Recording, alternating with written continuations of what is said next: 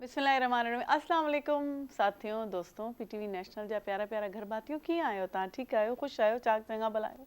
अॼु पाण 4 ॾींहंनि खां पोइ मिलिया आहियूं। इहा हिकिड़ी ॿी कहाणी आहे, उहो मां तव्हांखे पोइ ॿुधाईंदसि। पर इहे ॿुधायो कीअं आहियो तव्हां? ठीकु आहियो? हिकिड़े नए ॾींहं जी, हिकिड़ी नई सुबुह जी शुरूआति थी चुकी आहे ऐं शुक्र आहे मालिक जो जंहिं असांखे नओं ॾींहुं ॾेखारियो आहे। अॼु जो ॾींहुं पाण कीअं जीअंदासीं, प्लैनिंग कंदासीं। सॼो ॾींहुं अञा पियो आहे, तव्हां बि हाणे उथिया आहियो, मसे मसे चांहि पीती हूंदी, नेरनि कयो हूंदो, सॼो ॾींहुं अञा पियो आहे, पिया सोचींदासीं। ॿी ॻाल्हि इहा त नओं साल अञा ईंदो न आहे, महीनो अॻु में पाण प्लैनिंग शुरू करे छॾींदा आहियूं। नओं साल अचण वारो आहे, अड़े सॼो साल गुज़री वियो। इन ते बि पाण पोइ ॻाल्हाईंदासीं, छाकाणि पाण हूअं ई ॾाढा लेट वञी रहिया आहियूं अॼु। त नए साल जे हवाले सां मुंहिंजी रेज़ोल्यूशन्स जेके आहिनि, असां इरादा वाइदा जेको बि सभु कुझु कंदा आहियूं, उहो पाण पाड़ींदा आहियूं, पाड़े सघंदा आहियूं। उनमें असांजी कहिड़ी कोताहियूं हूंदियूं आहिनि, उनखे पाण ॻाल्हाईंदासीं, उन ते पाण सोचींदासीं ऐं पंहिंजे जेके गेस्ट हूंदा उन्हनि सां बि ॻाल्हाईंदासीं। पर फ़िलहालु जेको आहे सो मां सम्झां थी त ॾिसिजे त पाण वटि शेफ़ छा ठाहे करे खणी आयो आहे। बाक़ी ॻाल्हियूं पाण पोइ कंदासीं। शेफ़ ॾे हलूं था, शेफ़ खां पुछूं था त उहो छा ठाहे खणी आया आहिनि। मोहम्मद ज़ाहक पाण सां गॾु। अस्सलाम वालेकुम मोहम्मद ज़ाहक। वालेकुम अस्सलाम। कैसे हैं आप? अल्लाह का शुक्र, अल्लाह का शुक्र। ज़ाहक आपका नाम है, क्या मीनिंग है इसकी? मुस्कुराता हुआ चेहरा। तो मुस्कुराए ना प्लीज। ठीक है, मुस्कुराता हुआ चेहरा जी। आपके नाम का मतलब है। जबरदस्त। बना के क्या लाए हैं आप? आज मेमनी की एक बहुत स्पेशल डिश है। मेमनों की जो विंटर में ज़्यादातर ब्रेकफास्ट के तौर पे यूज़ की जाती है। बाजरे की रोटी, हरा लहसुन एंड बैंगन का भुर्ता। अच्छा। ये जो कराची में जितने मेमन हैं, और अगर आप बाहर देखें इंडिया साइड पे, अहमदाबाद या गुजरात के साइड पे, वहाँ मेमन की बहुत ही फेवरेट डिश है। आप पाकिस्तान के मेमनों तक ही रहे फिलहाल। कराची में बहुत लोग जो मेमन रिसाइड करते हैं उनको बहुत ही पसंद है ये डिश। अच्छा, उनको बहुत पसंद है। बाजरे की रोटी और लहसुन की चटनी आपने मिक्स कर दी है। हरा लहसुन को फाइन चॉप करके, अच्छा, बाजरे की रोटी को हमने चूर दिया एंड देन उसको बैंगन के भुर्ते के साथ मिक्स करके खाते हैं। मतलब ऐसे चम्मच से खाते हैं जी। इसकी रेसिपी बताइएगा क्विकली। सबसे पहले हमने बाजरे की रोटी बनाएंगे। उसके लिए हमने 250 ग्राम बाजरे का आटा लिया और उसको अच्छे से पहले गूंद लिया और स्प्रेड कर लिया, और फिर उसके बाद हमने उसको फ्राई कर लिया। सही। डीप फ्राई करना है? नहीं, शैलो फ्राई करना है। हल्के से ऑयल में या वाटर में आपने फ्राई कर लिया। टिकिया बना के जैसे रोटी के गोल गोल बनाते हैं हम। सही। जैसे रोटी बनाते हैं। फ्राई करने के बाद हमने इसको सेपरेट कर लिया और फिर हमने जो हरा लहसुन है हमारा, उसको फाइनली चॉप कर लिया। चॉप करने के बाद हमने हरा लहसुन को देसी घी में एंड देन बटर में, दोनों में फ्राई किया है। तकरीबन 3 to 4 मिनट्स के लिए हमने फ्राई कर लिया, अच्छा खासा फ्राई कर लिया। इतना फ्राई नहीं करना कि जल जाए, थोड़ा सा मतलब उसका कलर आना शुरू हो जाए। सही। फिर हमने जो बाजरे की रोटी हमने चूरी थी वो हमने इसमें मिक्स कर दी हरा लहसुन में, और 2 मिनट के लिए हमने उसको भून लिए फिर से। अच्छा। ताकि हमारा एक वो अच्छा कलर और एक अच्छा टेस्ट उसमें मिक्सअप हो जाए। एंड देन फिर हमने बैंगन लिया, बैंगन को हमने फ्राई वो किया, चूल्हे पे ऐसे पका लिया, देन उसको पील ऑफ कर लिया। पील ऑफ करने के बाद हमने बैंगन को सेपरेट कर दिया उसके छिलकों से, एंड देन दही के अंदर थोड़ा सा नमक डाल के, 1 चम्मच के जितना नमक डाल के हमने उसमें मिक्स कर लिया उसको, और ये हमारे बैंगन का भुर्ता रेडी और हरा लहसुन और बाजरे की रोटी रेडी हो गई। अच्छा, आपने इसमें कोई सीजनिंग नहीं डाली? मतलब नहीं, उसमें सीजनिंग की ज़रूरत पड़ती नहीं है। वैसे अगर कोई चाहे तो इसमें काली मिर्च डाल सकता है, लेकिन वो जैसे शाम के वक्त कोई चाय के तौर पे यूज़ कर रहा हो, चाय के वक्त यूज़ कर रहा हो, वरना सुबह ब्रेकफास्ट में से आप पिंच ऑफ सॉल्ट होती है इसमें, और बाकी इसका अपना फ्लेवर, इसका अपना एरोमा होता है जो मिक्स कर देता है इसमें। अच्छा, सब चीज़ें। हरे लहसुन और बाजरा। जी, हरे लहसुन और बाजरा।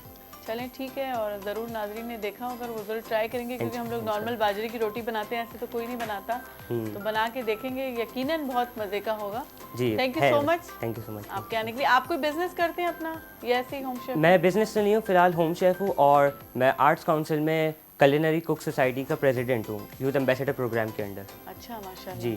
और बस मैं अपने कुछ स्टार्टअप्स वगैरह पे, इको फ्रेंडली स्टार्टअप पे वर्क कर रहा हूँ। चलिए, ठीक है, बहुत बहुत शुक्रिया। Thank you so much. जी दोस्तों, वठूं था नडी साई खां पोइ वरी तव्हां सां गॾु हूंदे। तव्हां काॾे बि न वञो।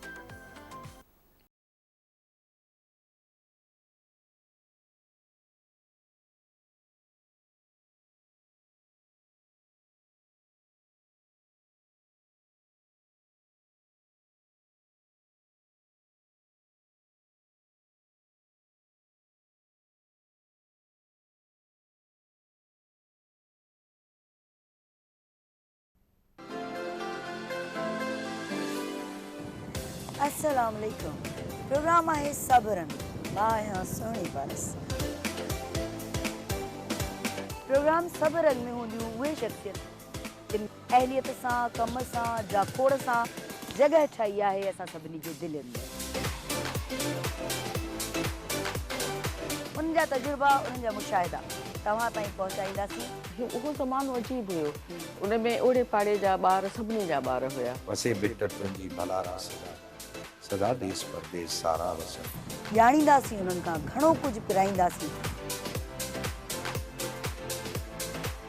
उन वक़्त में सीनियर हुया उहो सम्झाईंदा बजाए इनजे त तव्हांजे औलाद खे ॿियो केरु दोस्त ठाहे उनखे ग़लति राह ते लॻाए छॾे, तव्हां पंहिंजे औलाद खे जे पाण क़रीब रहो।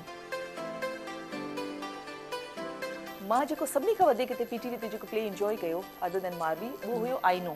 दवा खां कीअं बचंदो एहतियात कयो। ऐं हा सिधी रीत में शामिल थी सघो था कॉल्स करे।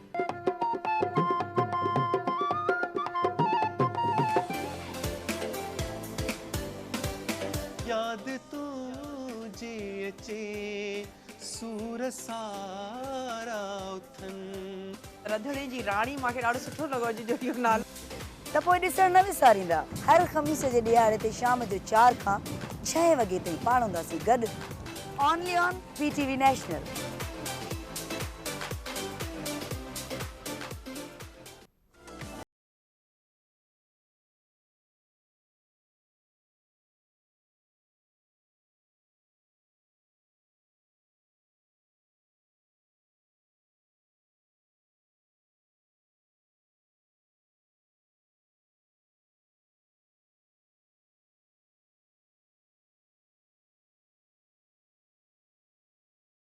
जी दोस्तों अची आयूं नंढी साई खां पोइ ऐं असां ट्राई बि कयोसीं, उहो ॾाढो सुठो हुयो। जेका बाजरे जी खिचड़ी हुई या थूम जी चटणी गराए करे हिकिड़ी यूनिक रेसिपी हुई, तव्हां बि ज़रूरु ट्राई कजो। जॾहिं असांजो प्रोग्राम अपलोड थी वेंदो यूट्यूब ते हुते तव्हां रेसिपी ॾिसी सघो था।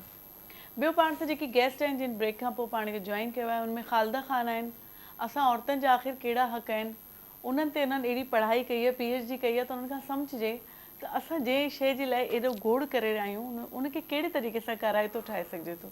ऐं ॿियो आलम शेर रहमान साहब पाण सां गॾु आहिनि, एजुकेशनिस्ट आहिनि। अस्सलाम वालेकुम sir, welcome to the show. ऐं ॿियो मोहम्मद नौमान खान एजुकेशनिस्ट आहिनि, वो पाण सां गॾु आहिनि। अस्सलाम वालेकुम, वेलकम टू द। आप तीनों को हम भलीकार करते हैं। सुबह वाली हमारी जो कचहरी होती है जो इनफॉर्मल सी होती है, इतनी हम फॉर्मल नहीं होती। सबसे पहले आपसे बात करूंगी कि शायद आप हमें जल्दी छोड़ के जाने वाली हैं, लेकिन ये गलत है। अच्छा, क्योंकि आप हम औरतों की राइट्स के लिए निकली हैं तो आप जल्दी क्यों जा रही हैं? हाँ, तो डिसिप्लिन में रहना चाहिए मुझे ऐसा लगता है कि डिसिप्लिन बहुत जरूरी है। तो कभी कभी डिसिप्लिन आउट हो जाता है, टेक्निकल फॉल्ट होते हैं, इंसान में भी होते हैं, तो ये मशीनरी है इसमें भी हो जाते हैं। नहीं बिल्कुल यकीनन होना चाहिए। नेक्स्ट टाइम इंशाल्लाह जरूर नेक्स्ट टाइम इंशाल्लाह हम बात करेंगे। मुझे ये बताएं कि हम ख़वातीन के जो हुकूक हैं, जो आजकल एक प्रोपेगेंडा है जो चल रहा है और बहुत से हल्के ये बात करते हैं कि हम लोग बिला वजह की वावेला करें, उनके बारे में आप क्या कहना चाहेंगे? देखिए, कुछ ऐसे वर्ड्स हैं जो कि हमारी सोसाइटी में बहुत कॉमन है, जैसे हम कहते हैं एम्पावरमेंट, हरासमेंट, करप्शन, नेपोटिज्म। ये वो वर्ड्स हैं जो बहुत कॉमन है, जिसकी इम्प्लीमेंटेशन आप नहीं देखते। ये जस्ट लाइक ऐसा ही है कि आप इम्प्लीमेंटेशन तो नहीं देख रहे लेकिन आप प्रोपागेंडा उसको जरूर कह रहे हैं। एक प्रोपागेंडा भी अपने आप में एक वर्ड है जो बड़ा फेमस है। हाँ, लेकिन उसकी मीनिंग रियलिटी में अगर देखा जाए उसकी इम्प्लीमेंटेशन आपको कहीं नहीं मिलेगी। तो इम्प्लीमेंटेशन का वर्ड सोचना चाहिए कि जो एम्पावरमेंट है वो असल में है खुद मुख्तारी। अब वो खुद मुख्तारी का ताल्लुक आपके पर्सनल एटीट्यूड से है। बिल्कुल। और वो स्टार्ट कहाँ से होगा? हम कहते हैं जी economical empowerment, social empowerment woman, individual empowerment कहाँ पर है? वो नहीं है। और वो आपकी स्टार्ट होगी आपकी फैमिली से। सबसे पहले वुमन एम्पावरमेंट या वुमेन एम्पावरमेंट, जेंडर हम एक जगह रखते हैं। पहले हम अपने घर में अपने बच्चों को ही देख लें, छोटे बहन भाइयों को आप ये नहीं बता सकते ये भाई या बहन है।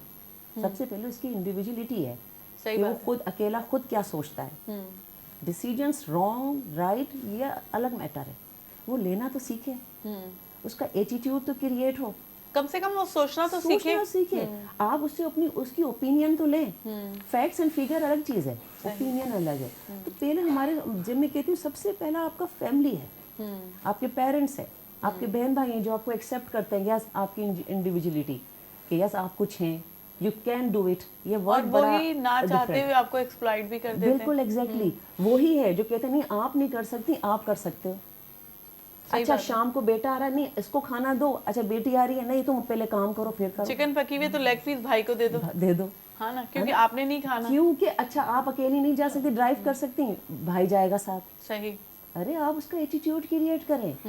बच्ची है तो क्या हुआ, है तो उसकी इंडिविजुअलिटी ना। सही, बिल्कुल। माइंड दोनों का सेम है। अगर आप कुरान के रूह से भी देखें तो इंडिविजुअलिटी, उनकी ब्रेन स्टॉर्मिंग बहुत सारे सेम। ये अलग बात है वो सिफ्ते नासु, लेकिन फिर भी उसकी इंडिविजुअलिटी तो उसकी डिसीजन मेकिंग तो सेम है। हम डंपर नहीं उठा सकते ना, बस हमारी ये बुराई है। हमारा तो ये मसला है कि हम कहते हैं जी ठीक है बच्ची है और अब ये कर सकती है, ये नहीं कर सकती। हाँ। ये आपने कैसे मेजरमेंट स्केल्स फिक्स कर लिया। हाँ। वो जो चाहे वो कर सकती है। वो अगर ड्राइंग में फर्स्ट आ रही है तो ड्राइंग है, वो आर्टिस्ट है। जरूरी नहीं आप उसके लिए एक पर्टिकुलर स्केल सेट कर दें कि ये इसमें ही फिक्स होगी और ये इसमें फिक्स होगा। आप बेसिकली सबसे पहले हमारी फैमिली, हमें सबसे पहले फैमिली अवेयरनेस स्टार्ट करनी चाहिए। हम बार बार सेमिनार्स देते हैं, इतने बड़े बड़े सेमिनार्स होते हैं, हम वो पढ़े लिखे लोगों को ही बिठा लेते हैं जो ऑलरेडी मास्टर्स किए हुए, ग्रेजुएट किए हुए। हम उन माओं को नहीं बिठाते जिनको जरूरत है। वुमेन्स पे जो कॉन्फ्रेंसेस करते हैं तो मोस्टली वो खवातीन कर रही होती है जिन बेचारियों के साथ जिनके कोई मसले होते ही नहीं है और बड़े बड़े होटल्स में और उधर वो कॉन्फ्रेंसेस होती हैं। उनके मसले नहीं होते, उनके बैकग्राउंड बड़ा स्ट्रांग होता है, उनको अवेयरनेस की नीड नहीं होती, उनकी फैमिली स्ट्रांग बहुत होती है, बैक उनका बहुत स्ट्रांग होता है। वो आपको क्या राइट्स देंगी? सही बात है। असल में तो वो फैमिली जो मदर है, जो भाई हैं घर में बैठे हुए, जो बेटे हैं, बहनें हैं वो घर में बैठी हैं, वो उनको सपोर्ट करें ना। सबसे पहले तो बच्चा अपने घर से निकलता है, बच्ची अपने घर से निकलती है। अगर एक फादर ही उठ के कहते यस मेरी बेटी कर सकती है सब कुछ, सही बात है, तो कोई रोकेगा? कोई भी नहीं रोकेगा। एटीट्यूड बड़ा मैटर करता है। मसला ये कि जो फादर है ना या जो मदर है उनकी खुद नहीं तरबियत हुई, उनको खुद नहीं पता ना कि उन्हें बच्चे की तरबियत कैसे करनी है। कल्चर क्योंकि ये एक सिस्टम है, एक चेन है जो कि सदियों से चलती हुई आ रही है, कन्वर्ट हो रही है, कन्वर्ट वैसे ही चलता आ रहा है। वो वाली बात है ना कि अगर एक बेटी को उसके शोहर ने मारा तो मदर कहती है तुम्हें तो कुछ नहीं मारा, मुझे तो रोज मारता था। तुम्हारे अब्बा तो मुझे ऐसे मारते थे, रोज मारते थे।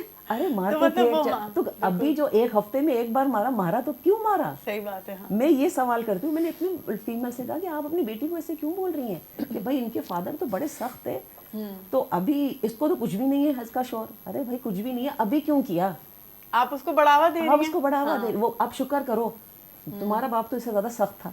फिर वो अपनी बेटी को बोलती शुक्र करो तुम्हें तो महीनों में मारता है, तुम्हारा बाप तो एक हफ्ते में मुझे मारता था। तो ये कल्चर है जो ट्रांसफर हो रहा है नस्ल दर नस्ल ना। दूसरी जेंडर, एक अपनी जेंडर हमने खुद बना लिया है और उन्होंने हमारा माइंड बना दिया ना, गैरत और ये और वो, हमने सब इसी में फिक्स कर दिया लाके। ऐसा फिक्स किया है, ऐसा वो हमारा कल्चर बना दिया बाय फोर्स। वो इम्पैक्ट डालता है हम पे, जबकि हमारा कल्चर ये नहीं है। तो मैं हमेशा कहती हूँ अगर बच्ची को ये मत सोचें कि बच्ची जा रही है, उसके अंदर वो एटीट्यूड क्रिएट करें। अच्छा कहीं कहीं मैंने ऐसे केस देखे, ये नकाब करे पर्दा करे सेफ रहेगी। अरे नहीं, एटीट्यूड से सेफ रहेगी। उसका एटीट्यूड ऐसा होना चाहिए बच्ची का कि उसको पता हो खुद एतमादी अपने अंदर होती है। यस मैं कुछ कर सकती हूँ, मैं हूँ, मेरी इंडिविजुअलिटी है। बिल्कुल हाँ। देखे ना, इनफरादियत अपने आप में बहुत बड़ा एक स्ट्रॉन्ग एनर्जी है। बिल्कुल। मैं आज बोलूंगी कि मैं कर सकती हूँ मीन्स मैं कर सकती हूँ, डजंट मैटर मैं फीमेल हूँ या मेल। सही बात है। तो जेंडर का जो वर्ड है ना, ये हमने खुद बड़ा प्रोपेगेंडा करके रख दिया है आगे। जेंडर मैटर नहीं करता। जब आप वर्क प्लेस पे काम करते हैं या बच्चियाँ स्कूलों में पढ़ती हैं या किसी, मैं इतने साल से 13 साल से टीचिंग में हूँ, सही मैंने तुमने देखा कि जेंडर कोई काम करता हो, भाई जो अच्छा है, जो काम कर रहा है, जो इंटेलेक्चुअल है, इंटेलेक्चुअल का ताल्लुक मेल एंड फीमेल से नहीं है। बात यह है कि फैमिली, फ्रेंड्स, सर्कुलीग एक्सेप्ट करें उसकी इंडिविजुअलिटी को। देखें ना, आपको, मैं आपको एक्सेप्ट नहीं करूंगी, मैं इनको एक्सेप्ट नहीं करूंगी, मैं इनको एक्सेप्ट नहीं करूंगी, हम कैसे नजर आएंगे? बेसिकली हम खुद को एक्सेप्ट करते हैं ना, हम सबसे पहले खुद को तो एक्सेप्ट करें, फिर हम दूसरों को एक्सेप्ट करें। सबसे बड़ा चैलेंज आपकी फैमिली, आपके रिलेटिव हैं आपके लिए, सबसे पहले पॉइंट आउट वो उठाते हैं आप पर। आपने कुछ अलग किया, अरे ये कैसे कर दिया? ऐसा नहीं हो सकता ना। आप उसको सपोर्ट करें, एक्सेप्ट करें, नहीं बाबा ये कर सकती है, इसकी अपनी इंडिविजुअलिटी है, फ्रीडम दें। सबसे पहले वो बोलते हैं आप ये कर नहीं सकते, आप ये कर नहीं सकते, आप कैसे करोगे? हाँ, इसमें इतनी कैपेसिटी नहीं है, इसका माइंड इतना नहीं है, ये थोड़ी धीमी है, ये थोड़ी डल है, इस तरीके से वो खुद ही आपको पहले से आगे बढ़ने से पहले वो लोग खुद आपको डल कर देते। देखो मैं तुम्हें वहां ना देखूं खड़े, देखो मैं वहां, अरे बाबा मर्द भी तो खड़ा होता है, वहां देख लिया तो क्या हो गया, कोई बात नहीं, बी नॉर्मल। हाँ, हमें नॉर्मल रिएक्ट करना चाहिए, हमें ये नहीं देखना चाहिए कि फीमेल है या मेल है, हमें नॉर्मल रिएक्ट करना चाहिए। अब आप देख लें कॉर्पोरेट लेवल पे पाकिस्तान इस बार सस्टेनेबल डेवलपमेंट गोल पे 66% आपके पास वुमेन एम्पावरमेंट है, 6% सबसे लो है। इस वक्त पंजाब सीएम पंजाब ने ये रिकॉर्ड तोड़ा। इस वक्त पाकिस्तान की हिस्ट्री में सीएम कोई था ही नहीं फीमेल, नहीं था, ठीक है। अब जो 6% है वो बहुत लो है। कम से कम वुमेन आए कॉर्पोरेट लेवल पर, लेकिन हमारी प्राइम मिनिस्टर तो रह चुके हैं। वो एक है, देखें ना, अभी आप पूरी हिस्ट्री देखें 75-80 ईयर आप जरा देख लें तो आप ये देखेंगे कि आपको फीमेल बहुत कम ही नजर आएंगी कॉर्पोरेट लेवल पर डिसीजन मेकिंग करते हुए। सही, उसके लिए बाय फोर्स है, उसकी फैमिली का भी नहीं, लेकिन एक बात और देखी गई है, अगर कहीं पे हैं भी ना तो भी उनको वो करने नहीं दिया जा रहा, डिसीजन मेकिंग करने नहीं दी जा रही, उनको सिर्फ स्टैचू एक सामने बिठाया जा रहा है, काम जो है ना दूसरी कर देखिए हमने बिठा तो दिया, हमारे जहन को इस्तेमाल नहीं होने दिया जा रहा, नहीं हो रहा है बिल्कुल, कि हम सोच सकते हैं, हम उसको इस्तेमाल कर सकते हैं। एग्जैक्टली, वो आपको डिसीजंस भी लेती है, वो स्ट्रांग, वो आपको महसूस कराते हैं कि आप ले ही नहीं सकते, आप ले ही नहीं सकते, आप मजबूत है ही नहीं। देखिए अगर आप एक कमेटी बना रहे, उस कमेटी में एक फीमेल है और 4 मेल है, तो सुनी किसकी जाएगी? 4 की सुनी जाएगी ना। मैं कहती हूँ 50-50 करें ना आप। सही बात है। अगर 4 है तो 2 मेल 2 फीमेल। आप जेंडर को इतना काउंट ही क्यों कर रहे हैं कि जी ठीक है फीमेल है तो आप 2 फीमेल्स भी आगे रखें। मसला ये कि ये एक बहुत तवील जंग है जो हमने लड़ना शुरू कर दी है और हम लड़ते जाएंगे सदियों तक, आने वाले साल क्योंकि ये चल भी तो सदियों से रहा है ना सिस्टम, हम इस सिस्टम को एकदम से बदल नहीं सकते। हाँ, एटीट्यूड इतने आराम से नहीं बदल चेंज होता। इवन हम खवातीन ही खवातीन को बुरा कहते हैं। exactly. जो खवातीन के लिए निकल रही हैं, जो काम कर रही हैं, हम उन्हीं खवातीन को बुरा कहते हैं, जबकि हम खुद खातून हैं। मैं तो ये कहती हूँ, मैंने कई केसेस में ऐसा देखा है कि खवातीन ही चैलेंजेस देती हैं खवातीन को। मेल तो फिर भी थोड़ा बेचारा कह देता है कि चलो आप कर लो। हाँ, लेकिन फीमेल ऐसा होता है कि हाँ, फीमेल ऐसा है कि नहीं अभी तुम सब्र करो, मैं करती हूँ, और वो जो करना होता है ना वो बहुत लंबा चला जाता है। तो बहुत सारी जो फीमेल को चैलेंजेस फीमेल से ही है, चाहे वो मदर की सूरत में हो, चाहे वो सिस्टर की सूरत में हो, चाहे वो टीचर की हो, चाहे वो किसी सास हो। ये तो बहुत कॉमन है। सास तो जो है ना, सास आपकी बहरहाल आती जाती रहनी चाहिए, अच्छी बात है, साथ चलती रहनी चाहिए। ये आपका वो है मतलब दर्द दिल। साईं थोरो मैडम खे जल्दी वञणो इन करे मां वधीक उन सां कचहरी कयां पई, तहां ॾे अचां थी, पर हलो अचूं था वरी। एजुकेशनिस्ट आयो तव्हां, है ना? एजुकेशनिस्ट जो कम सिर्फ़ पढ़ाइण आहे, जेको निसाबी सबक आहिनि, या उनखां सवाइ एजुकेशनिस्ट खे छा करणु घुरिजे? एजुकेशन हिकिड़ी सिर्फ़ इहा त न हूंदी आहे सबक पढ़ाइण, या जेको फी ज़माना असां उनखे चवंदा आहियूं। सभ खां पहिरियों तव्हां मैडम वारी ॻाल्हि खे थोरो त अॻिते वधायूं। जी वधायो। तव्हां हे अॼु ॻाल्हि त असां कयूं एम्पावरमेंट लेडीज़ आप समझ पा रही हैं वो जो बोल रहे हैं? ठीक है, उर्दू में भी बात कर सकते नहीं वो त असांजे नबी सगोरे सल्लल्लाहु अलैहि वसल्लम 14 साल जंहिं महिल आया त हुननि सभ खां पहिरियों लेडीज़ खे इस्लाम जेको दर्जो थो ॾिए, पावर थो ॾिए, उहो कंहिं मज़हब बि कोन ॾिनी। ऐं अॼु असांखे पंहिंजे दीन इस्लाम ते, पंहिंजे दीन ते, ऐं जेकी नबी सल्लल्लाहु अलैहि वसल्लम लेडीज़ खे जेतिरी पावर ॾिनी आहे, अहमियत ॾिनी आहे, त हुनखे फॉलो करूं त को इशू बि कोन रहंदो माशरे में। मसलो इहो न त पाण फॉलो नथा कयूं। हाणे ऐं ॿी ॻाल्हि इहा त हीअ असांजी जेकी सोच आहे न, हीअ असांजे में सोच आहे, जंहिं महिल असां पंहिंजी नियाणी जी शादी कंदा आहियूं त घर वारा चवंदा त हाणे वञी हुन घर में तूं मरी निकिजां, बसि तुंहिंजी लाश अचे, बसि तुंहिंजी मैयत अचे, पाण तोखे न आहे हिते एंट्री। हीअ सोच हिनखे केरु ख़तमु कंदो? हे पढ़ा लिखियल तबिका जेका हूंदा, हे हिन सोच खे ख़तमु कंदा। ॿी ॻाल्हि इहा आहे त मुंहिंजूं 2 धीअरूं आहिनि माशाल्लाह, हिकिड़ो पुटु आहे, त ईअं ॻाल्हि न आहे। पेरेंट्स जेका हूंदा आहिनि उहो सभ खां पहिरियों असांखे जेतिरियूं मूंखे पंहिंजूं धीअरूं प्यारियूं आहिनि एतिरो मूंखे पंहिंजो छोकिरो न आहे। हो छा त मां जंहिं महिल ॿाहिरि आउट सिटी वेंदो आहे, आउट कंट्री वेंदो आहे, त मां पंहिंजे छोकिरे खे घटि यादि कंदो आहे त बल्कि जंहिं महिल मुंहिंजी नियाणियुनि जो मूंखे कॉल ईंदी आहे त मूंखे रोअणु अची ईंदो आहे, मां कोन रही सघंदो आहियां। ईअं न आहे त पेरेंट्स जी नज़र में जेका आहे उहो नियाणियूं जेकियूं आहिनि उहो घटि प्यारु रखंदियूं आहिनि ऐं जेका छोकिरा आहिनि उहे वधीक रखंदा आहिनि, अहिड़ियूं ॻाल्हियूं न आहिनि। पर हिकु जेकी सोसाइटी आहे असांजी, हिन में सभु हे त हाणे जेको थी वियो आहे त असेंबलियुनि में असांजियूं नियाणियूं अची वियूं आहिनि, फीमेल अची वई आहे, त हू बि जेको असांजो आइन आयो उन में मजबूरी हिकिड़ी ठहिजी वई।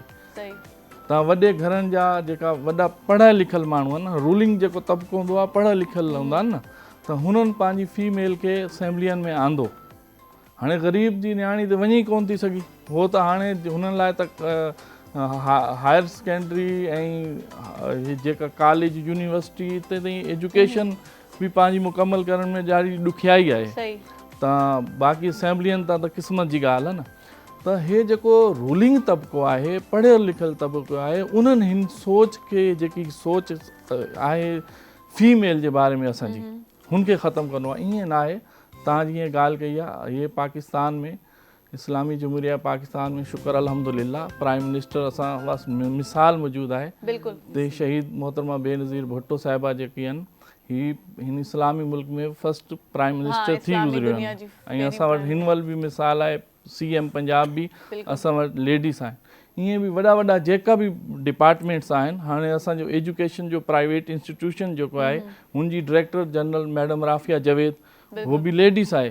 त असां वटि आहिनि मिनिस्टर बि वेठियूं आहिनि, शहीना शेर अली मिनिस्टर वेठी आहे, हीअं होस्ट तव्हां वेठा आहियो, मैडम PhD वेठी आहे।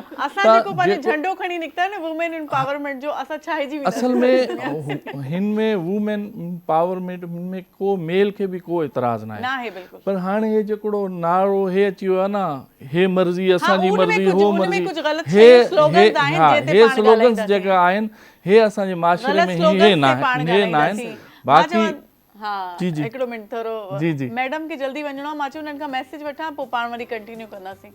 आपको जल्दी भी है और जल्दी आप करेंगे तो कैसे हम लोगों के राइट्स के लिए, खैर हमें थोड़ा टाइम आप फिर दीजिएगा। आप कोई मैसेज दे दीजिए नाजरीन के लिए। मैं यही कहूँगी कि आप चाहे देखिए, जेंडर जो है ना, ये एक वर्ड है, इसका मेरे ख्याल से नहीं होना चाहिए जिक्र हमारी सोसाइटी में कि जेंडर मेल है या फीमेल है, या फीमेल ये कर सकती है और मेल ये नहीं कर सकता। तो मैं ये कहूँगी आने वाले साल में हमें ये गोल सेट कर लेना चाहिए, ये ऑब्जेक्टिव्स हमारे होने चाहिए कि जो भी आप करें अपने फील्ड में स्टार हो, चाहे वो फीमेल हो या मेल हो। हम अपने बच्चों को ये मोटिवेट करेंगे, ठीक है बेटा आप हर फील्ड में सब कुछ कर सकते हो। हम ये नहीं कह सकते कि आप ये नहीं कर सकते। ये जो वर्ड है ना, नहीं कर सकते, can't do it, can't do it, ये वर्ड हमने अपनी जिंदगी से निकालना है आने वाले सालों में, ताकि हम समझें कि चाहे ये वर्ड ही ना रखें ना कि बेटा या बेटी है। हम ये क्यों सोचते हैं कि हमारे ये बच्चे हैं और ये अच्छे हैं और ये इंटेलिजेंट है, ये स्लो हैं। सही है। लर्नर कभी भी स्टूपिड नहीं होता। मैं कहती हूँ लर्नर स्लो होता है, फास्ट होता है, लेकिन स्टूपिड नहीं होता ना। मैं ये नहीं बोलती बच्चा अहमक है, अहमक नहीं है बच्चा। तो एटलीस्ट हमें ये मैसेज आने वाली नस्लों को देना चाहिए कि आने वाला बच्चा अपनी फील्ड में अपनी मर्जी से, चाहे वो मेल हो या फीमेल हो, वो सब कुछ कर सकता है। सब कुछ कर सकता है, वो जो चाहे कर सकता है। आप उसको फ्रीडम दे और उसको एक्सेप्ट करें। बिल्कुल बेस्ट। और वो एक्सेप्टेंस आपकी फैमिली से स्टार्ट होगी। सही। अगर आप अपनी फैमिली में वो चीज़ें नहीं देंगी तो बड़ा मुश्किल हो जाएगा माशरे को उसको एक्सेप्ट करने में, कि भाई इसकी फैमिली तो उसको एक्सेप्ट ही नहीं कर रही। तो वो चीज़ें फिर बच्चियों के लिए चैलेंजिंग बन जाता है। जिसके घर वाले इसको एक्सेप्ट नहीं कर रहे, तो वो माशरा फिर उसको चैलेंजिंग ही देता है। वो फैक्टर्स आने लग जाते हैं जो फेस करती हैं, और वो फिर वही फैक्टर्स वो किसी से शेयर नहीं कर पाती। बिल्कुल। वो उनकी ज़िंदगी का बहुत डार्क एरिया बन जाता है। तो बेहतर नहीं है कि हम अपनी फैमिली से, अपने घर से स्टार्ट करें, कि पेरेंट्स को सपोर्ट करना चाहिए कि आप जो करना चाहें फ्रीडम के साथ करें अपनी। और मेल हो या फीमेल हो, दोनों जो हैं वो दोनों अपनी फील्ड में एक्सपर्ट हो, अपनी फील्ड में स्टार हो, तब जाके हमारी सोसाइटी डेवलप होगी। मैं कहती हूँ सबसे पहले वुमन एम्पावरमेंट से पहले ह्यूमन एम्पावरमेंट है। ह्यूमन, ठीक है। तो human empowerment is very powerful. हमें ये सोचना चाहिए कि पहले बच्चा इंसान है, बाद में सब कुछ है ना। तो ये बड़ा मुश्किल काम है कि आप उसको आइडेंटिफाई मत करें बाय जेंडर। जेंडर मैटर नहीं करता। Thank U. चलिए बहुत थैंक यू सो मच। आपसे मिलके बहुत खुशी हुई। इंशाल्लाह किसी और दिन भी हमें टाइम दीजिएगा तो हम ज़्यादा वावेला मचाएंगे। ठीक है। हाँ। थैंक यू जी साथियों, वठूं था नंढी साई खां पोइ वरी तव्हां सां गॾु हूंदासीं।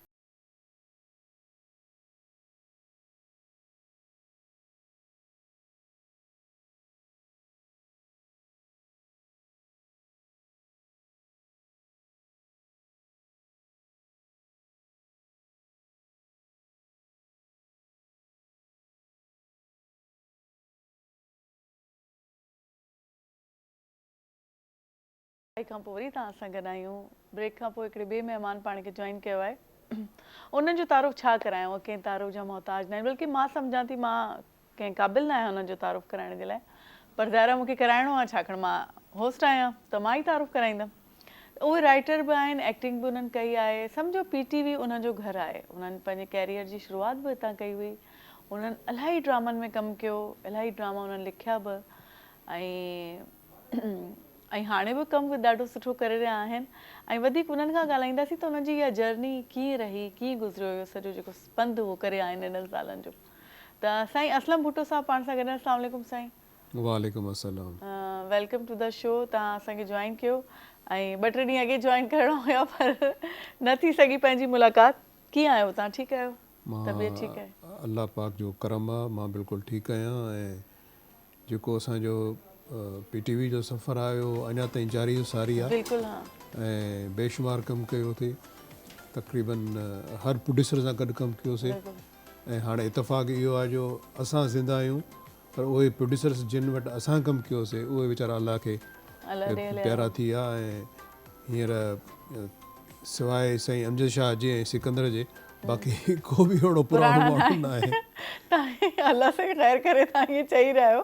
ख़ैर साईं सभिनीनि खे हयाती ॾे, पर ॻाल्हि इहा आहे त इहो त ज़िंदगी आहे, जेको आयो आहे उनखे वञिणो बि आहे। ऐं ईअं खोड़ इलाही सुठा सुठा माण्हू एक्टर तव्हांजे दौर जा हलिया विया। शफ़ीक मोहम्मद शाह साहब हलियो वियो। जी हाणे सिर्फ़ु असां सीनियर्स में 4 एक्टर बचिया आहिनि। हिकिड़ो मां आहियां, सलाउद्दीन तुनियो आहे, मंज़ूर मुराद आहे, अहमद मेमण आहे। जी जी। बाक़ी त वीचारा सभु हलिया विया। हा, तव्हांजे जेको डेकेड जा हुया उहो जेके सभु हा हलिया विया आहिनि। ऐं अलाह साईं तव्हांखे रखे असां सां गॾु, छाकाणि सीनियर ज़रूरु हुजनि, गॾु हलंदा रहनि। बिल्कुलु बिल्कुलु। ऐं कीअं रहियो तव्हां, शुरूआति कीअं थी हुई तव्हांजी एक्टिंग जी? एक्चुअली मां एज़ एन एक्टर मुंहिंजी एंट्री थी ऐं मरहूम साईं मोहम्मद बख़्श समीजो साहब प्रोड्यूसर हुयो। उन असांजो ऑडिशन वरितो ऐं उन खां पोइ असां ज़िंदगी जो पंहिंजो सफ़र शुरू कयोसीं। ऐं साईं असांखे पॉलिश कयो बाक़ाइदे, असांखे ॿुधायो त हाउ टू एक्ट। ऐं मतिलबु एतिरा सुठा ड्रामा साईं कराया। उन खां पोइ वरी मंज़ूर मुक्सी मरहूम जी बिल्कुलु, उन मूंखां 4-5 वॾा सीरियल कराया। ऐं उन में मोरो ॾाणा मोर हिकिड़ो वॾो सीरियल हुयो जंहिंमें मां अंधो थियो हुउसि। एक्चुअली मुंहिंजी पहचान त साईं मोहम्मद समय जो हिकिड़ो सीरियल कयो आईनो, उन में हिकिड़ो डायलॉग ॾाढो पॉपुलर वियो, अॼु ताईं उहो वायरल आहे, जंहिंमें उहो चवंदा आहिनि त ज़िंदगी ॾाढी ॾुखी अथई प्यारा, ॾाढी ज़ालिम थी। या वरी उते असां सां गॾु हिकिड़ो मरहूम सईद वाघो हूंदो हो, उहो चवंदो हो त हैतत लीडर आहिनि साईं, लीडर। सही सही। ऐं वरी हुनजो ॿियो हिकिड़ो जुमिलो हूंदो, अक्सर मूंखे पुछंदो त प्यारा ॾे ख़बर आहे प्यारी छा कंदी हूंदी, त मां हुनखे चवंदो हुउमि त प्यारी तव्हां धोईंदी हूंदी। त इहे वायरल थिया उन ज़माने में। उन खां पोइ वरी ॿिया बि घणा ई ड्रामा कयासीं, पर हर कैरेक्टर सां कोशिशि कईसीं इंसाफ़ कयूं। पर हाणे बि ॾाढा वायरल आहिनि, छाकाणि तव्हांजी पुराणी क्लिप्स टिकटॉक ते हेॾे होॾे रखजनि थियूं, तव्हांजे ड्रामनि जूं फेसबुक ते बि अचनि थियूं, त तव्हांजा इहे कुझु डायलॉग्स वारा सीन्स मूं बि ॾिठा आहिनि, ताज़ो माना वेझड़ में इहे सभु नज़रनि मां गुज़रिया। इहे उहे लाज़वाल ड्रामा आहिनि जेके असांजे उन्हनि प्रोड्यूसर्स प्रोड्यूस कया ऐं अॼु बि उहे वायरल आहिनि। छो त नवां ड्रामा हाणे कोन था ठहनि, तक़रीबन 2 साल थी विया आहिनि जो मुंहिंजो पंहिंजो हिकिड़ो लिखियलु सीरियल आहे जेको हिते असांजो प्रोड्यूसर आहे राना, उन वटि पियो आहे, पर अञा ताईं उहो रिकॉर्ड न थियो आहे। अच्छा, कुझु टेक्निकल मजबूरियूं आहिनि, फाइनेंशियल मजबूरियूं आहिनि। असां वटि तव्हांजो हिकिड़े ड्रामे जो मोर ॾाणा मोर जो क्लिप आहे, उहो ॾिसूं था। हलो नाज़रीन, पाण बि ॾिसूं था। पर सुमल खे मारनि था माइट, मारनि था हिन कब्रिस्तान में जेरा थोड़ी ईंदा आहिनि, हिते त ॼमंदा ऐं ईंदे ई मुर्दा आहिनि। संजा को तुम काका चने सर के समझाए ना। मल्हार कहिड़ी ॻाल्हियूं पियो करी? समझाया वरी आऊं? समझाइण लाइ त मुंहिंजी फिकी सूरत ई घणी आहे। सालनि खां मां जी चरिया ई समझाइण लाइ घणी हुई, पर केरु समझे? संजा माण्हू खिलंदा की न? को खिलंदा? बाबा मोकल ॾींदो त खिलंदा। पोइ सुमल बि हिन खॾ में अची ईंदी? हाँ, साॻे ई क़बर में ॿियो जनाज़ो बि ईंदो। संजा तुंहिंजी हिकलाई त ख़त्म थींदी न। हेकलाई मल्हार तोखा भी समझ खसजी वई आहे क्या जो हेड़ी ॻाल्हियूं भी करी। समझ खसजी वञे त कर चङो। मल्हार तो सुर साड़ छॾी आहिनि क्या।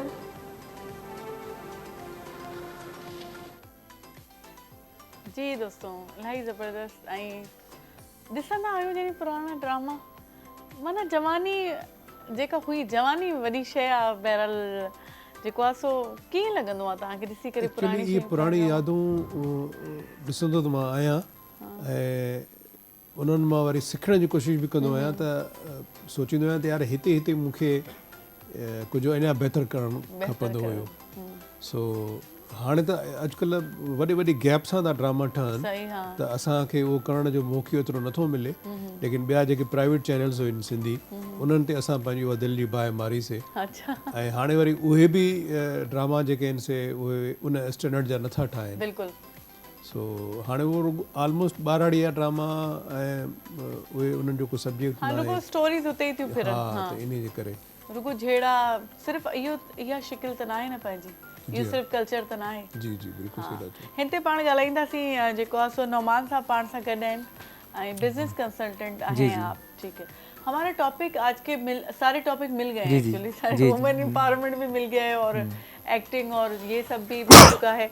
तो आपने एनवायरनमेंट पे बहुत काम किया है आप बता रहे थे। जी जी एनवायरनमेंट पे और बिजनेस कंसल्टेंसी इश्यूज आजकल जो हैं जी बिल्कुल हमें बहुत अलार्मिंग सिचुएशन में हम लोग हैं देखा जाए तो उस सिलसिले में आप क्या काम कर रहे हैं।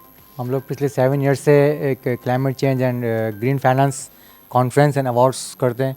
उसमें बेसिकली बैंकिंग सेक्टर हमारे साथ है जिसमें बैंक अल-अबीब है, जीएस बैंक है, बैंक ऑफ खैबर है, नेशनल बैंक अभी हमारे पास आया था। तो वो लोग क्लाइमेट के ऊपर काफ़ी काम कर रहे हैं। तो उन लोगों आगे फिर हमारे कॉन्फ्रेंस पे अवेयरनेस सेशन देते हैं और फिर उनको रिकग्नाइज़ किया जाता है। सोलर सिस्टम के ऊपर काफ़ी काम हो रहा है तो उनको वो फैसिलिटेशन देते हैं। तो इसके अलावा फिर कुछ एक्टिविटीज़ प्लांटेशन की हो गई और स्कूलों में भी हमारा प्रोग्राम है कि जाके वहाँ पे इकोसिस्टम के ऊपर कुछ सिलेबस वहाँ पे तैयार करवा के आगे सपोर्ट की जाए उन लोगों को। तो अगर अभी भी हम लोगों ने क्लाइमेट चेंज पे हर फर्द ने अगर स्टेप नहीं लिया तो आने वाले 5 सालों में बहुत मुश्किलात हो जाएंगी कि लोगों को सांस लेना मुश्किल हो जाएगा। अभी हमारे पाकिस्तानी बहन भाई इस चीज़ को इतना वो नहीं फोकस नहीं कर रहे लेकिन आफ्टर 5 इयर्स के बाद बहुत मुश्किलात हो जाएंगी। इवन पीने का पानी भी बहुत मुश्किल से मिलेगा। तो बस अगर आप लोग सब जैसे पंजाब में काफ़ी अच्छा काम हो रहा है, सिंध में भी हो रहा है तो लेकिन एक्टिविटी ज़्यादा भी पंजाब साइड में ज़्यादा हो रही है। हम लोग न्यूज़ वगैरह भी देख रहे हैं तो हम लोगों से जो हो सकता है हर अपना अपना कंट्रीब्यूट करे।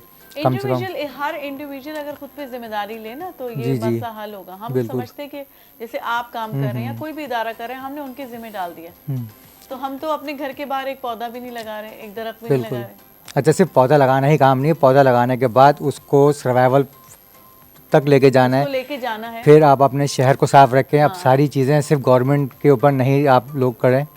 अगर कचरा जो है मेरे एरिया में अल्हम्दुलिल्लाह सॉलिड सिंध वेस्ट वाले आके पूरा कचरा सुबह 8 बजे उठा के लेके जा रहे होते हैं, सड़कें साफ़ होती थी। मेरे एरिया में तो हो रहा है अल्हम्दुलिल्लाह। तो सफाई सुथराई भी क्लाइमेट चेंज का हिस्सा है। उसी का हिस्सा है। और नाले साफ़ होने चाहिए, प्लास्टिक बैग्स कम से कम यूज़ होने चाहिए। तो ये सब चीज़ें कनेक्टेड हैं सारी, सिर्फ पौधा लगाने के अलावा भी काफ़ी चीज़ें। जिम्मेदार हैं हम जी लोग जी बिल्कुल। इदारे काम नहीं कर रहे या वो कचरा नहीं ले जा रहे लेकिन हम लोग जो कचरा इतना अपने घरों के बाहर फेंकते हैं बिल्कुल। या हम जो यूज़ कर रहे हैं अपने गार्बेज को हम लोग सही जगह सही ठिकाने नहीं पहुँचाते ये भी हम लोग की। अच्छा अब ये जो जितनी भी वेस्टेज हो रही है ना, अब नया कॉन्सेप्ट आ चुका है और रिसाइकलिंग सारी चीज़ें होना शुरू हो चुकी हैं। अब जो बिल्डिंग्स जो अब बनेंगी नई हाई राइज बिल्डिंग और घर प्लास्टिक ब्रिक्स की बनेंगी। अभी पिछले 2 सालों में कुछ स्टूडेंट्स ने यहाँ पे काम भी किया है। ब्रिक्स बनाई हैं रिसाइकलिंग की। इस्लामाबाद में एक सड़क भी बनाई है। तो आगे चीज़ें अगले 5 साल में आप देखेंगी कि रिसाइकलिंग का सारा जो है सिस्टम इन हो चुका है। जी जी चीज़ें बनना शुरू हो जाएंगी। बहुत जी और अल्लाह करे कि जो सोच रहे हैं आप लोग उसमें कामयाब हो या ये बच्चे जो सोच रहे हैं उसमें कामयाब हो। एनवायरनमेंट की अभी हम बात कर रहे थे साईं तहां ॾे अचां थी अंदर जी एनवायरनमेंट जो छा करे। एनवायरनमेंट तो पाण खे साफ़ करणी आहे, ॿाहिरि वण लॻाइणा आहिनि, या ये गंद किचरो साफ़ करणो, पर जेका अंदर जी असांजी एनवायरनमेंट आहे उनखे कीअं सही कयूं, उनखे कीअं साफ़ कयूं? असल में अंदर जी एनवायरनमेंट जेसीं तव्हांजी साफ़ नथी थिए त तव्हां खां को बि पॉज़िटिव कमु कोन थींदो। बिल्कुलु त अंदर जी एनवायरनमेंट खे बि साफ़ करण जे लाइ तव्हांखे सभ खां पहिरियों त पंहिंजे अलाह ताला जो शुक्रियो अदा करणु खपे त उन तव्हांखे हिकिड़ो कंप्लीट इंसान बणायो आहे ऐं उहो इंसान बणायो आहे त इंसान तव्हां बणिजी ॾेखारियो त तव्हां वाक़ई इंसान आहियो ऐं तव्हां ते अलाह साईं जूं नवाज़िशूं मौजूदु आहिनि। इन जे करे पंहिंजे अंदर खे साफ़ रखणु खपे। जेको अंदर खे साफ़ नथो रखे उहो मुनाफ़िक़ उनखे चयो वेंदो आहे। सो अंदर जी सफ़ाई ज़रूरी आहे। अंदर जी कंदासीं त पोइ ॿाहिरि जी सफ़ाई खे वधीक सही नमूने सां साफ़ लाज़मी है, लाज़मी है। छाकाणि अंदरां प्योर हूंदासीं तॾहिं त असां प्योर शयुनि ॾे वधंदासीं न। साईं तव्हां खां बि साॻियो ई मुंहिंजो सुवालु आहे। ये साईं चयो आहे बहितरीन अंदाज़ में सुठे लफ़्ज़नि में हुननि चयो आहे इंसान जो चवंदा आहिनि जंहिं महिल अंदरि ख़ुशी हुजे त ॿाहिरि बि ख़ुशी ईंदी आहे। अंदरि जेकी सोच इनमल अमाल बिनियाद असांजी जेकी सॼी आहे उहा असांजी नियतनि ते मुनसर आहे। जेको बि असां था कयूं सुठो सोचंदासीं, सुठो ॿियनि लाइ करंदासीं त असां लाइ बि अल्लाह रब्बुल इज़त रस्ता खोलंदो वेंदो, बहितर थींदो। ऐं जंहिं महिल असांजी सोच ई इहा हूंदी त असां पंहिंजो घर जो किन कचिरो जेको बि आहे उहो असां घिटी में उछलाइणो आहे, उहो पाड़ेसिरियुनि जो मसइलो आहे, असांजो घर साफ़ु थी वियो त ईअं न आहे। हे सॼी सोच आहे, असल में आहे सॼो मसइलो ई सोच जो आहे। हा, हीअ सोच किथां ईंदी आहे? दिलि मां ईंदी आहे, अंदरि खां ईंदी आहे। दिमाग़ पंहिंजो हिनखे असां बहितरीन नमूने मां हिन जी सेटिंग कयूं त इनशाला असांजी सोसाइटी पाण ई बहितरीन अंदाज़ में जो आहे जेकी आहे अॻिते वधंदी ऐं तरक़ी कंदी, सभु कुझु बहितर थींदो। असां सॼो कुझु पंहिंजे लाइ था सोचूं। असांजे एरिया में को पार्क आहे, ग्राउंड आहे, उनमें को गमलो पियो आहे, को वण लॻल आहे त असां चवंदा हे हिते हिते हिन जी ज़रूरत न आहे। पाण सोचींदा आहियूं, असलम साहब सोचींदो शेर साफ़ करे ऐं ऑन कयूं, सभिनी शयुनि खे ऑन कयूं त इंशाल्लाह सोसाइटी अॻिते वधंदी इंशाल्लाह। बिल्कुलु असांखे पंहिंजी ज़िम्मेवारी महसूसु करणु घुरिजे त असां छा आहियूं, असांखे छा करणु घुरिजे। साईं तव्हां जेको ड्रामनि में हाणे बि कमु करे रहिया आहियो ऐं अॻु में बि तव्हां छा फ़र्क़ु महसूसु कंदा आहियो टेक्निकल हवालनि सां या जेको अदाकारी जो मयार आहे या जेको डायरेक्शन जा ज़ाविया चेंज थी विया आहिनि, खणी ईअं चइजे त तव्हांखे छा माना वधीक लॻे थो बहितरी थी आहे या? असल में जॾहिं असां एक्टिंग शुरू कईसीं त असांजे पाकिस्तान में त को अहिड़ो एक्टिंग जो स्कूल कोन हूंदो। असांजो जेको स्कूल हुयो, स्कूल ऑफ थाट जेको हुयो, उहो सिर्फ़ु असांजा उहे सीनियर्स हुया जेके उहे एक्टिंग कंदा, पोइ उन्हनि खे असां ॾिसंदा हुआसीं टेलीविज़न ते। त टेलीविज़न ते ॾिसण सां उन्हनि मां असां सिखियासीं ऐं पोइ वरी वधीक सिखियासीं तॾहिं जॾहिं वरी असां टीवी जॉइन कईसीं, ड्रामो जॉइन कयोसीं, प्रोड्यूसर असांखे सेखारणु शुरू कयो त उतां सिखियासीं। ऐं अॼु जे मुक़ाबले में एक्टिंग खे वधीक पढ़ियो थो वञे ऐं सम्झियो थो वञे। हिते पाकिस्तान में लाहौर में बि वॾो हिकिड़ो इदारो आहे, कराची में जेको आहे नापा जे नाले सां हिकिड़ो इदारो आहे जिते एक्टिंग सेखारी वेंदी आहे। पर हाणे एक्चुअली सिखणु हिकिड़ी अलॻि शइ आहे, प्रैक्टिकल कमु करणु हिकिड़ी अलॻि शइ आहे। त जेके सिखी था अचनि उहे बि सुठा एक्टर साबित थिया आहिनि, पर जेके ऑलरेडी यानी ॾिसी ॾिसी सिखिया आहिनि। हा, जीअं मरहूम उमर शरीफ़ उन ज़िंदगी में कॾहिं पीटीवी ते कमु कोन कयो लेकिन सुपर स्टार हुयो। हुमायूं सईद ॾिसो, उन ज़िंदगी में कॾहिं पीटीवी ते कमु कोन कयो पर हू हिकिड़ो ज़बरदस्त एक्टर आहे। हुमायूं सईद साहब पीटीवी खां स्टार्ट कयो? न न न न न न हुन कॾहिं बि कोन कयो। त अहिड़ा बेशुमार मिसाल आहिनि ॿिया बि। सो एक्टिंग हिकिड़ी मतिलबु हिकिड़ी साइंस आहे, जेकॾहिं तव्हांखे सम्झ में अची थी वञे त उहो हिकिड़ो कंप्लीट एक्टर आहे। हूअं त तव्हां ॾिसो असांजी सिंध जो हर माण्हू चवंदो आहे त मां एक्टर आहियां, छो त अॼुकल्ह सोशल मीडिया सभिनी खे एक्टर बणाए छॾियो आहे। जेके मर्ज़ी पवे थी उहो मोबाइल खणनि था, टिकटॉक ते मेमक्री कनि था, किशोर कुमार जा गाना या कंहिं बि आर्टिस्ट जा गीत, उहो गाना मोबाइल रखी ऐं वेठा लिपसिंग कनि था, मतिलबु दे आर डूइंग एक्टिंग। पर एक्चुअली एक्टिंग इहा न आहे, इहो हिकिड़ो उन्हनि जो हिकिड़ो शौक़ु आहे। एक्टिंग हिकिड़ी अहिड़ी साइंस आहे जंहिंखे सम्झणो थो पवे, पढ़णो थो पवे ऐं पोइ फाइनली उन ते माण्हू वञी कमु करे त पोइ उहो कंप्लीट एक्टर थी सघे थो। तव्हांजो हिकिड़ो ड्रामो हुयो जंहिंमें तव्हां कंपाउंडर जो रोल कयो? जी हा, इहो धुबण जे नाले सां हुयो। उहो बि मरहूम मंसूर मुक्सी साहब जो हुयो। उहो थोरो मुंहिंजो कॉमेडी रोल हुयो। उन में हिकिड़ो डॉक्टर हूंदो आहे, मां उनजो कंपाउंडर हूंदो आहे। पोइ थोरी चिटपैट हलंदी आहे। हुन जी नंढी क्लिप ॾिसूं था उते वरी पोइ ॻाल्हाईंदा।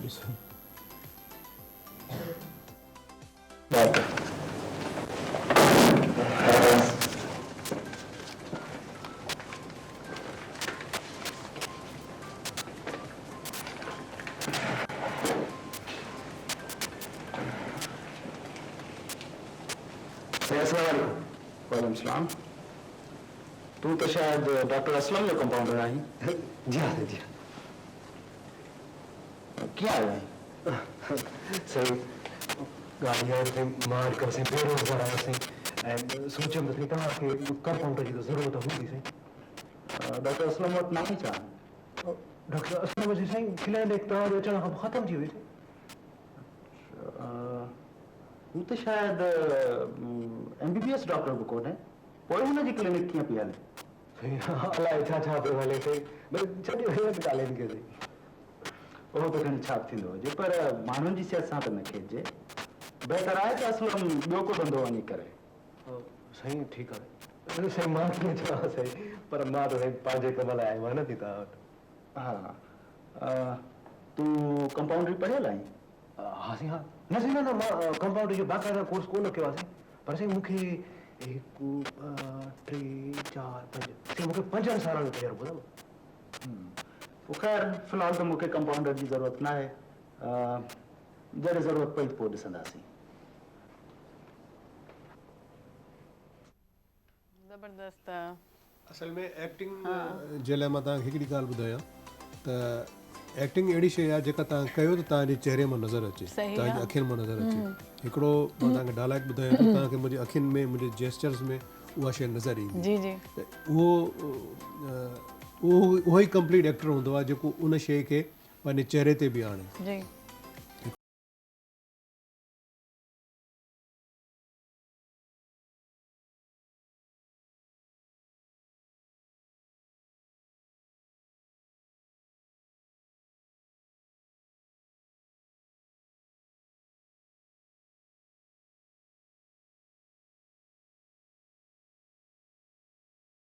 हिन दुनिया में न आहे।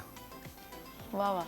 हाणे इहे सभु शयूं तव्हांजो सॼो चहिरो अखियूं तव्हांजो सॼो जेको आहे न हा त इहे शयूं तव्हांखे मुंहिंजे अखियुनि में मुंहिंजे जेस्चर्स में नज़र ईंदियूं। बिल्कुलु हा बिल्कुलु हा त इन खे चवंदा आहिनि एक्टिंग। इन खे ई चवंदा आहिनि एक्टिंग ऐं ॾाढी कमाल एक्टिंग तव्हां कई। ऐं तव्हां जॾहिं ड्रामा कंदा हुया शुरूआत तव्हां ईअं नंढनि रोल्स खां कई न मां डायरेक्ट हीरो जो तव्हां न डायरेक्ट हीरो त मां कोन कयो। मूंखां मरहूम समीर साहब 2 ड्रामा कराया जेके नंढा रोल हुया। पोइ वरी 3 ड्रामो ज़िंदगी ओलड़ा अली बाबा मरहूम जो लिखियलु हुयो पोइ उन में असांखे साईं मेन रोल ॾिनो पोइ यको मेन रोल ई कंदा आयासीं। अच्छा हा कहिड़ो रोल तव्हांखे पंहिंजो सभिनी खां वधीक वणंदो? मूंखे एक्चुअली सोजरे जो रोल वणंदो आहे जेका मुंहिंजी अॼु बि पहचान आहे ऐं उन सोजरे जे नाले ते मां पंहिंजो यूट्यूब चैनल बि ठाहियो आहे मां पंहिंजो फेसबुक जो पेज बि ठाहियो आहे। उनजो कहिड़ो मशहूरु डायलॉग? उहो एक्चुअली ही फैंटेसी जी दुनिया में रहंदो आहे। हा बिल्कुलु शागिर्द हुया 3 ॼणा हूंदा हॉस्टल में रहंदा मां अमन मेमन मरहूम सईद वागो। पोइ मां अक्सर पंहिंजी फैंटेसी में हूंदो हुउमि पोइ चवंदो हुउमि त प्यारा ज़िंदगी ॾाढी ॾुखी अथई ॾाढी ज़ालिम अथई त इहे शयूं पोइ वरी असांजे नौजवान तबिके में जेको असां यूनिवर्सिटी में पढ़ंदा हुया इहे ॾाढा पॉपुलर थिया। हा बिल्कुलु थिया हुया। तव्हांजी यूनिवर्सिटी टाइप जा जेके बि ड्रामा थिया न जंहिंमें यूनिवर्सिटी लाइफ ॾेखारी वई उहे ॾाढा नाटक रंग जा पॉपुलर थिया हुया। जी जी हा पर ॻाल्हि वरी बि उते अचे थी त तव्हांजो वणंदड़ रोल माना इहो हुयो सभिनी खां सोजरो मूंखे वणंदो आहे पर ॾुखियो में ॾुखियो रोल मुंहिंजो मोरो ॾाणा मोर में हो जंहिंमें मां अंधो थींदो आहे। उहो एतिरो ॾुखियो हुयो जो उहो रोल अहिड़ो हुयो त उते थर में जेके वॾेरा वेंदा पोइ मोर खे मारींदा पोइ हे रड़ियूं कंदो हे रड़ियूं कंदो हिन जी जेका फियोन्सी हुई संझा जे नाले सां ऐं पोइ उनखे चवंदो त संझा मोर मारनि था संझा हे ॾिसो मोर मारनि था ॾाढे बेगुनाह मोर था मारनि संझा। त ही ॾाढो ॾुखियो हा ही ॾाढो ॾुखियो रोल हुयो पर मूंखे वरी उहो सोजरो वणंदो आहे उहो ॾाढो फैंटेसी ॾाढो मासूम हिकिड़ो। साईं तव्हां त असां सां गॾु हूंदव पर जेको आहे सो साईं जन खां कुझु मैसेज वठिजे जेको आहे सो नाज़रीन जे लाइ त प्लीज़। असल में मां थोरो उर्दू में फ्रेंकली ॻाल्हायो आहे उर्दू भी पंहिंजी ॿोली आहे? हाँ, पर सिंधी भी आए, सिंध में रहूं था, सिंधी ॻाल्हाए सघूं था माशाल्लाह। असल में सर ने जो बात की है जो सिंधी ड्रामों के हवाले से, जी, हाँ। जो पीटीवी हम भी 50 को टच कर रहे हैं, हाँ। तो आज से 50 साल पहले जो हम अपने बचपन में ये ड्रामे देखते थे, तो आज भी अगर देखते हैं हम ड्रामे तो हम डूब जाते हैं। वहाँ हमें अपना वो घर नज़र आता है, वो चीज़ें नज़र आती हैं, वो ज़मीनें नज़र आती हैं, वो दादी नानी, वो सारा कल्चर नज़र आता है। जिस तरीके से अभी सर ने कहा कि अभी तो वो टिकटॉक पे आ गए, और अच्छा जो आर्टिस्ट भी अभी हैं ना, वो एक दिन में एक ही एपिसोड तैयार हो जाती है, वो इस तरीके से काफ़ी दोस्त हैं, हम इन चीज़ों को देखते रहते हैं सारी चीज़ें। तो मैसेज जो है आज जो है यही देंगे। आज इस 2024 का शायद पीटीवी पे हमारा आखिरी प्रोग्राम हो, फिर इंशाल्लाह पीटीवी पे हम मिलेंगे तो 2025 होगा। तो इसमें हमें ये है कि हमने पिछले साल या हमने जितने भी साल पीछे हमारे प्रीवियस गुजर गए, उसमें हमने अपने माजी को देख के अपनी तमाम चीज़ों की इस्लाह करनी है कि हमने क्या अच्छा किया, क्या हमसे बुरा हुआ, क्या हमने अच्छा सोचा, क्या हम इस इंसानियत की खातिर कर गए। सही। हम क्योंकि इस वक्त जो है ख़ास तौर पर हमारे पूरा जो ग्लोबल चल रहा है, उसमें इंसानों के ऊपर एक वबाल, एक वार सी है। सही। फ़लस्तीन को आप देख लें, सारी चीज़ें बहुत सारे, और फिर हमारे अपने मुल्क के अंदर भी बहुत सारे चैलेंजेस हैं, और ये सारे करने वाले सारे इंसान ही लोग हैं, बहुत सारे रूप्स में हैं।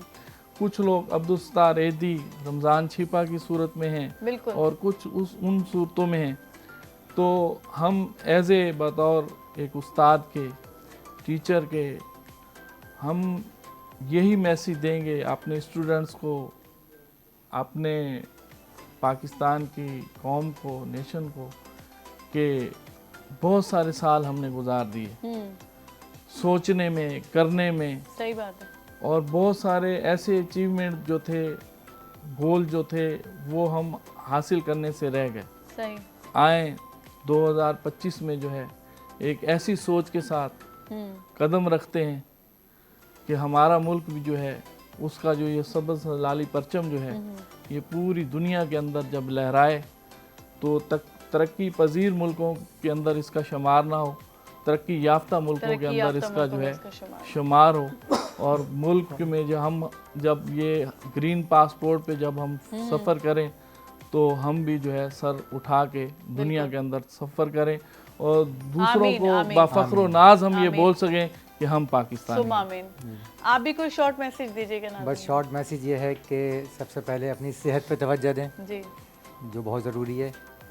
सेकंड ये कि माहौलियात पे ज़्यादा से ज़्यादा वर्कआउट करें, अपने इर्द गिर्द के माहौल को साफ़ सुथरा रखें, वक्त की कदर करें, और सबसे इम्पॉर्टेंट बात कि अपने ऊपर इन्वेस्ट करें, ताकि आपका आने वाला जो दौर है, आईटी के हवाले से हो गया, चीज़ हो गई, तो अपने आप को अपग्रेड ज़रूर करते रहा करें, वरना फिर आप बहुत पीछे चले जाएंगे।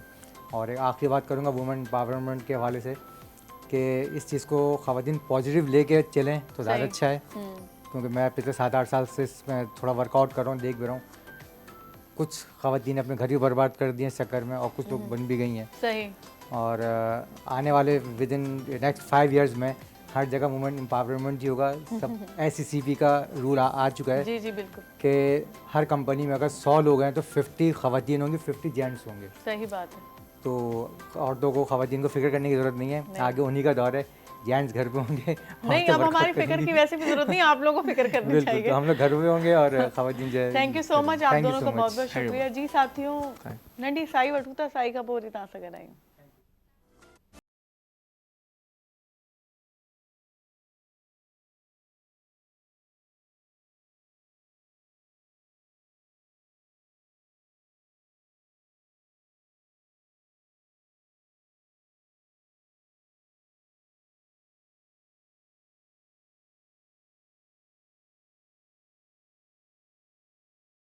साई खां पोइ तव्हां सां गॾु आहियूं। ॿिया जेके गेस्ट आहिनि उन्हनि पाण खे जॉइन कयो आहे। असलम भुट्टो साहब त पाण सां गॾु आहिनि ई। अरशद हुसैन साहब आहिनि जेकी जादूगर आहिनि। जादूगर त असलम भुट्टो साहब आहिनि, ऐं जेको आहे सो उन ते वरी पोइ ॻाल्हाईंदासीं।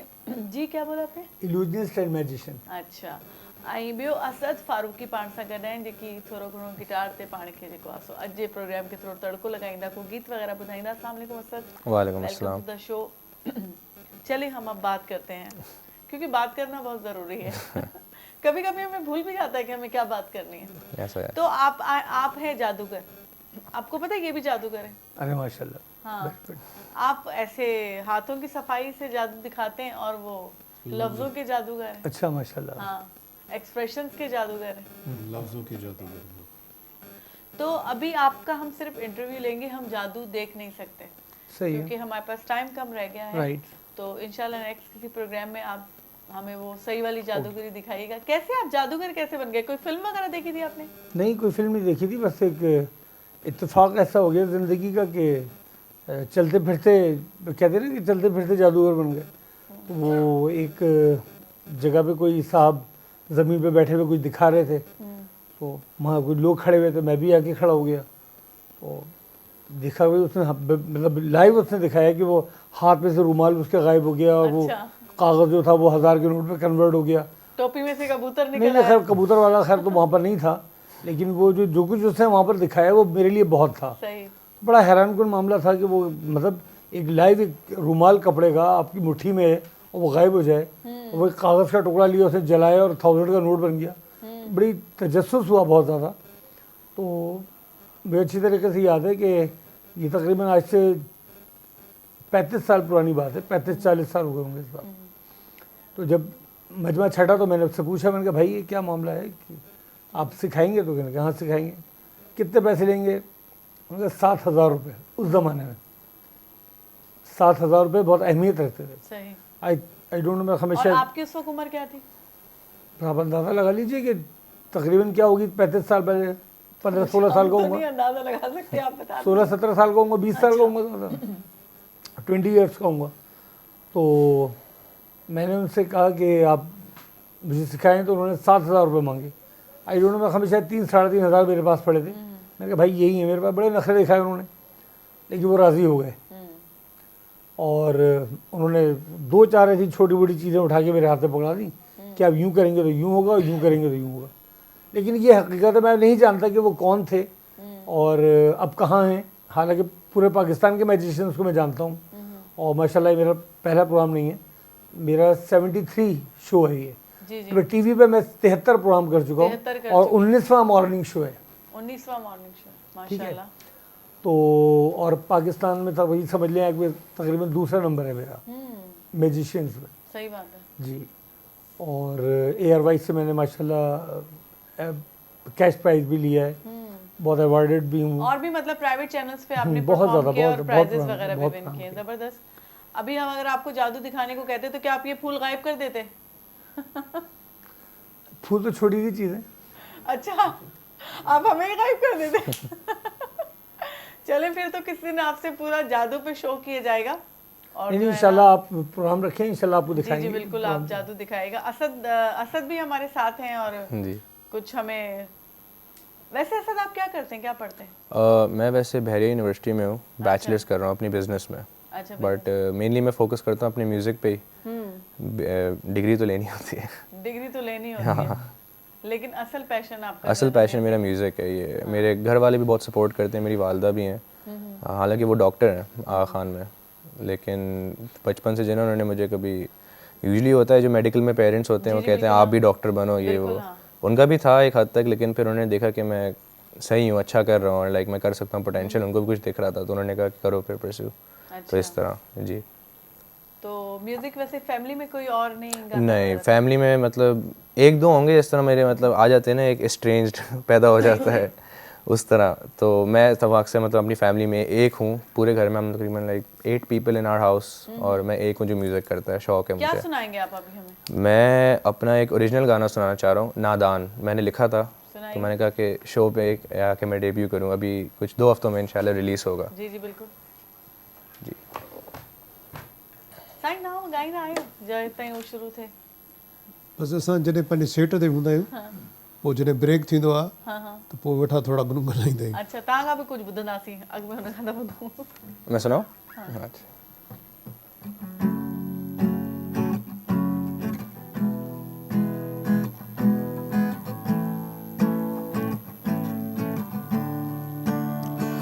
बैठा हुआ इन नदियों के किनारों पे गुमज़दा बेइंतहा दिल चाहत में फंसा कैसे कहूँ मैं गुमा तेरी याद पुरानी आस यूं ही खड़ा तेरी याद पुरानी आस यूं ही खड़ा कैसे कहूँ मैं तुझको आज भी प्यार वही कैसे कहूँ मैं तुझको आज भी प्यार वही। थैंक यू जी। अच्छा, इसकी शायरी किसने की है? लिखा मैंने खुद ही है। लिखा भी आपने? काफ़ी टाइम से मैं लिखते हुए आ रहा हूँ, बचपन से खुद ही गाने लिख रहा हूँ। अच्छा, खुद ही लिख रहे हैं जी। और कंपोज भी आपने खुद किया? जी बिल्कुल, मतलब सारे गाने जो है मेरे अपने खुद के बेडरूम में ही बनते हैं। अच्छा, स्टूडियो भी मेरी बेडरूम में ही है माशाल्लाह से। वहाँ आपने बनाया है, बहुत ज़बरदस्त, अच्छी बात है। आप साथ साथ म्यूजिक को भी लेके चल रहे हैं और एजुकेशन को भी चला रहे हैं, क्योंकि एजुकेशन को साथ चलाना, हाँ एजुकेशन बहुत इंपॉर्टेंट है ऑनेस्टली। इस चक्कर में आप एजुकेशन छोड़ दें तो वो फिर सही नहीं, वो तो ठीक नहीं है। वो तो मेरी अम्मी भी मुझे ना यहाँ पे चांटने रहेंगी, कोई ऐसी बात भी मैंने की अगर जी। हाँ सही बात है। मेरा बेटा भी बहुत अच्छा गाता है वैसे। अच्छा, कभी आप मिलवाना, मौका मिले मुझे। सही तव्हां झुंगारी ना आयो, कुछ ॿुधायो असांखे। हिकिड़ो सॉन्ग अक्सर असां पंहिंजे ड्रामे जे सेट ते गुनगुनाईंदा आहियूं, जंहिंखे काफ़ी दोस्तनि बि ॻायो आहे। शाम जो ही पहर नाम सां जे कयो, शाम जो ही पहर नाम सां जे कयो, कुझु ताईं दा कयो के त ॻाल्हियूं कयो, शाम जो ही पहर नाम सां जे कयो। ज़िंदगी रुञ सॼी मां उञायल पखी, ज़िंदगी रुञ सॼी मां उञायल पखी, ढंढ पाणी मथां काई छांव ॾसो, ढंढ पाणीअ मथां काई छांव ॾसियो, ज़िंदगी रुञ सॼी मां उञायल पखी। वाह वाह, ज़बरदस्त, शानदार, बल्कि ज़िंदाबाद। तमामु सुठो ऐं जेको आहे सो ॾाढो सुठो तव्हां निभायो। ऐं पाण वटि टाइम वधीक कचहरी करणी हुई, पर इहो टाइम जेको आहे न ॾाढो धोखेबाज हूंदो आहे ऐं जेको आहे जल्दी गुजरी वियो।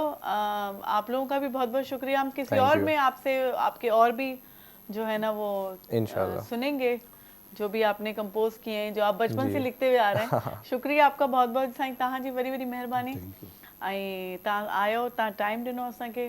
कचहरी अञा खोड़ मुंहिंजे ज़हन में सवाल हुया जेके रहिजी विया, वरी ॿिए दफ़े कंटिन्यू कंदासीं, ठीकु आहे?